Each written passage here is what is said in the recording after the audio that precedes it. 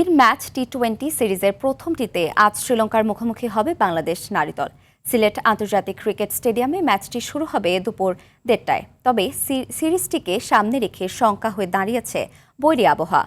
রোববার বৃষ্টির কারণে শিরোপাও উন্মোচিত হয়েছে ইনডোরে। তবে টাইগার্স অধিনায়ক নিগার সুলতানা জ্যোতি চান বৃষ্টি বাধা কাটিয়ে ম্যাচ করাক মাঠে। এদিকে ওয়ানডে সিরিজ হেরে ব্যাকফুটে রয়েছে মেয়েরা। তবে এই ম্যাচ দিয়ে ঘুরে দাঁড়াতে মরিয়া জ্যোতির দল। পাশাপাশি প্রস্তুতি সারতে চান আসন্ন নারী টি-20 বিশ্বকাপের। আরেকটা অপরচুনিটি বলবো যে দল হিসেবে কামব্যাক করার এবং ডেফিনেটলি নিজের দেশে খেলা প্লাস হচ্ছে ওয়ার্ল্ড কাপের আগে সিরিজ ভেরি ইম্পর্টেন্ট আমাদের জন্য, কারণ আমাদের টিম হিসেবে আসলে আমরা কতটুকু প্রিপেয়ার ওয়ার্ল্ড কাপের জন্য সেটা জানার জন্য আসলে এই ম্যাচগুলো আসলে হওয়াটা অনেক বেশি জরুরি।